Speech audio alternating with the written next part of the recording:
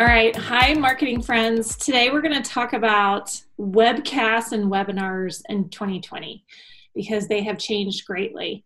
And part of what sparked this conversation was a webinar that I attended yesterday, Salesforce's webinar that featured Brene Brown. And many of you probably saw a lot of the promotions that went out to drive attendance to this. So I was super intrigued by it. So I attended the event. And I was struck by a couple things. First of all, when I logged on, which, by the way, I logged on very late, and this particular webinar was scheduled to be an hour. But when I logged on, there was no Brene Brown to be found. And clearly the audience was super pissed about it because there was a live chat that was happening in addition to this webinar, and people were posting hateful comments on it. So I logged on to the webinar live as well yesterday, and I was even later than Robin, which is so unlike us because we're very punctual. So the person that had been maybe the warm-up act to Brene Brown had already exited, stage left, stage right, whatever. And so Brene Brown was on. And I was super intrigued by the live chat, actually, because they were complimenting Brene Brown on how she was gleaning all these key insights from this person, Eric, that had just spoken. And that they were basically saying someone as enlightened and brilliant and just a thought leader like Brene Brown can learn from everyone and everywhere. Like we as regular humans can do the same, was the gist of that. But what was interesting to me about the live chat is I actually found it a little distracting because I was listening to Brene Brown and I am not a super fan. So I wasn't kind of hanging on every word, which is maybe what's unique about me attending. But I found myself reading through the live chat more than I was listening to what she was saying.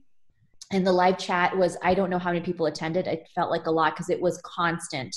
And so the people were responding to each other. People were asking other questions. There was actually another tab for Q&A, so they could keep that part of it distinct. And in theory, the moderator, was going to go back in and kind of pick through some questions to ask Brene Brown at a later time. But I found the live chat to be super intriguing, very transparent, and kind of Salesforce saying, this is your form, this is kind of our gift to you, and we're not going to filter it. And you can say bad things, good things. It's kind of up to you. And, of course, we're all expected to be professionals, right? So hopefully people would adhere to that standard, but otherwise it was free game.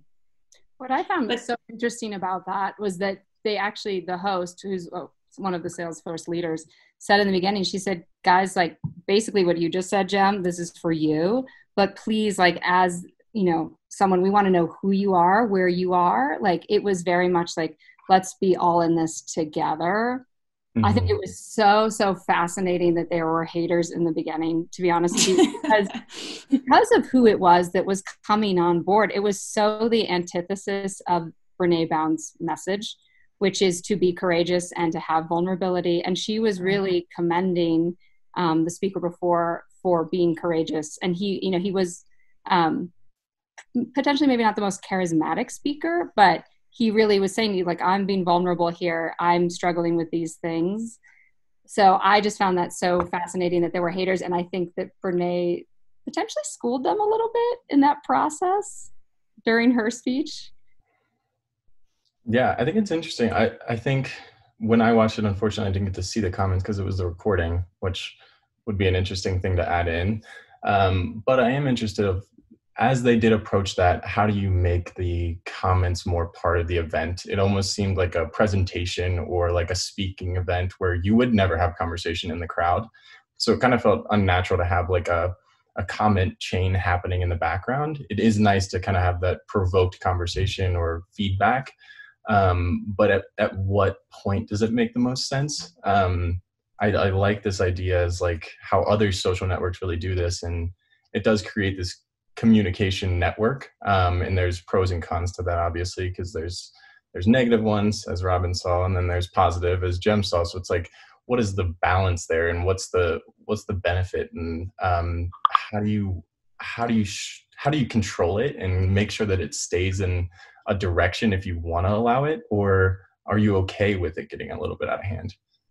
Well, and I think for B2B, this is all completely new. Never have I ever attended a webinar or webcast where you see live chat happening. I mean, typically that's all confidential and hidden. So I commend them for actually turning that on, being brave enough to turn it on, because in the B2C world, like, this is nothing new. And many of us have attended Facebook's, live events, and this is a norm. So it's funny to me that has not been the norm in B2B. So good for Salesforce for paving the way and being brave enough to go ahead and go ahead and turn this on for everybody. But it's interesting to see, did it backfire? And maybe, depending on your perspective, maybe it did, maybe it didn't. Because now we're talking about it. So yeah. I think for me, it was, when you're watching, especially when you're watching a webcast, it's easy to multitask. Like, you're kind of watching / listening, but you're on your email, you're doing something else.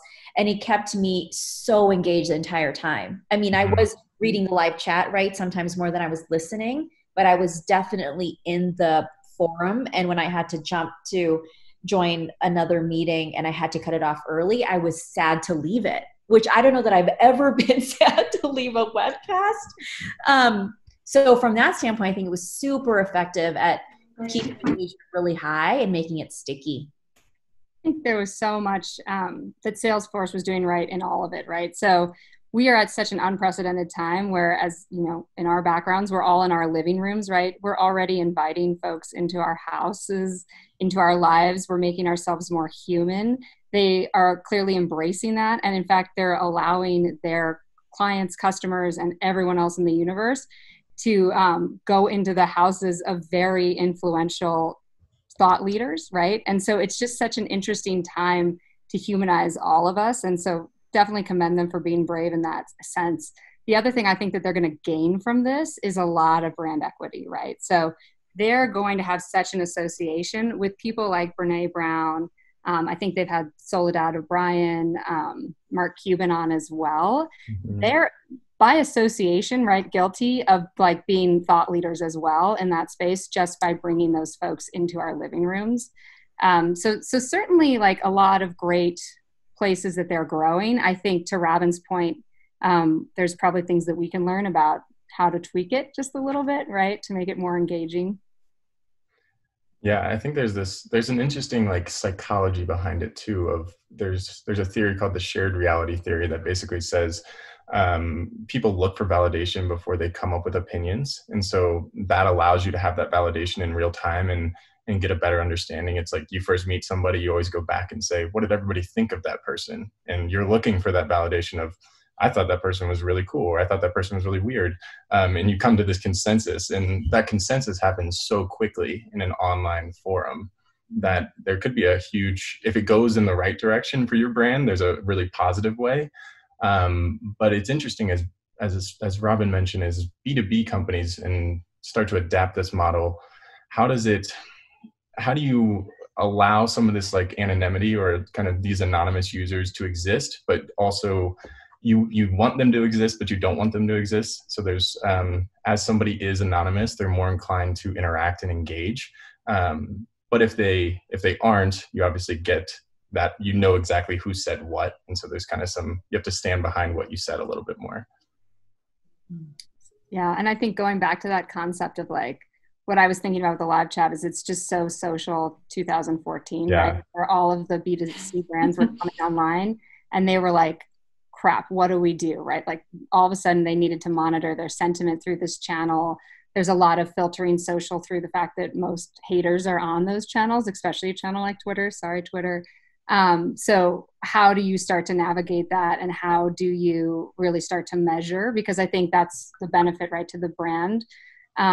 And what I would caution our clients for is that, like, while you may be opening yourself up, you're going to get rewarded for bringing that vulnerability to the table. Yeah. And, that can always turn. And, I think one of the things we've talked about before is how can you bring some friendlies into the call to make sure that they're balancing each other out. I don't know if you guys noticed, if in those chats, were there any defenders? Was it sort of like, because what happens on Twitter, right, of course, is people yes, there were some. Yes.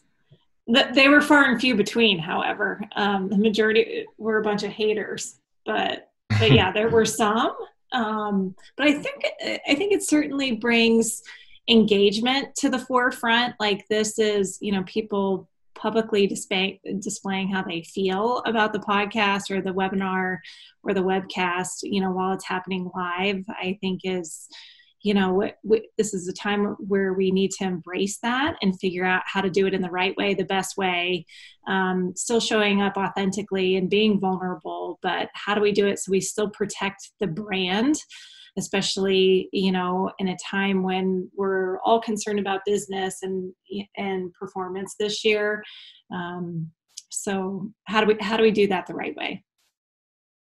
Well, and it's just, of course, so much empathy for all of our clients because there's no time to react, right? So on a normal cycle, you would have time to sort of weigh your options. And, now, we're hamstrung by the technology that exists. I think we're all realizing that it's not as good as we would like it to be, right? Zoom has its own pitfalls, as do a few of the others. And so how do you, make something that is done, not perfect, but, be one of those leaders in the space? I think, like, from my perspective, I go back to the concept of, like, if you're courageous and bold, which is very much what Brene Brown was saying as well, you're going to get rewarded as a brand for being willing to make that, sacrifice maybe in having it be perfect, but making an effort. And if your intentions are good, I do believe you're going to be able to be successful. The concept of bringing an engagement to webinars, I think we're really, this time is accelerating the change for us, right? So the change was already going to occur. Now it's just accelerated. It's on crack. It's true. How can we, as, conscious marketers and also as brands, bring more life to the webinar platform? Because as a platform, it makes a lot of sense, right? But in an ideal world that we don't live in, it doesn't always work out. Yeah, I think, when is it appropriate? Are you giving a presentation? Are you looking for feedback? And are you willing and able to respond to that real-time feedback? Because I think the scale of something like this is really tough to manage, to your point. I think there's technology out there that can probably help create trends and uncover some of, like, comment type trends and theories of, this is what everybody in the comments keeps saying, so let's bring that discussion to the forefront. But how do you manage that? I think the appropriateness is key, because if you're just opening the forum for people to start to chat and judge and create theories and almost kind of polarize the comment feed, is that good or bad in a business setting?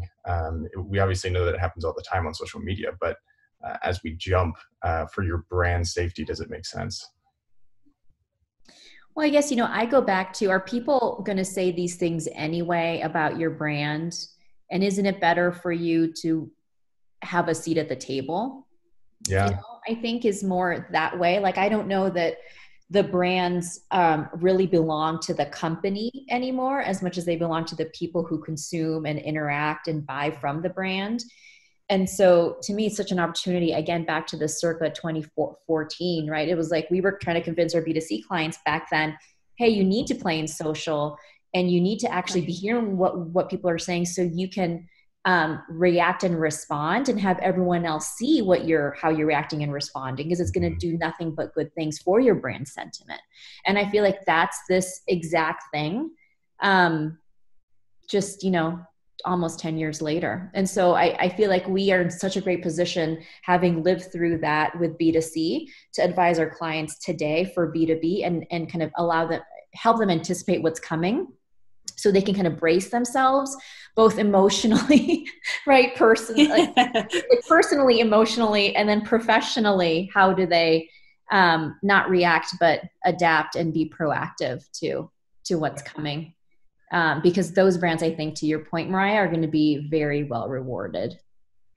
I think that's such a good point, because it's the same. The conversation is just happening a lot quicker now. From a website perspective or e-commerce perspective, it's like we have that on blogs, do you allow comments? On e-commerce, do you allow reviews? Do you let that kind of those voices heard on your own platform? And to your point, it's like if you don't allow them on your own platform, they're going to find a place to go comment anyways, and you might not be able to monitor it. You might not be able to control that conversation as much and even create a response. But I think as this moves into this live environment, the stress is a lot more real. You have to be willing to adapt in real time and kind of cut out the people. In some sense, I think it takes a little bit of like wittiness to respond and make sure that you don't allow some of the really extreme negatives. Like, how do you police that yourself and call people out and say, we're not going to tolerate this, so go elsewhere, or even be able to kick them out of it. So one of the takeaways is make sure that you have witty people that are presenting and can respond. And two, that they're charismatic. So. Oh yeah. Yeah, that hasn't changed, right? Like a lot of rules right. have certainly changed in the last 6, 7, however many weeks since this whole thing started. But this idea of like, hey, you've got to have something to say that's worth saying. One, you've got to add value in these conversations or webcasts. You've got to be teaching some new things or reminding people of things that are easily forgotten but super valuable to know. And then you've got to deliver it in a powerful way that's going to keep people kind of leaning into their screen to want to learn more. So I feel like there's still some of those basics that we have to make sure are covered. And then the other stuff we can figure out.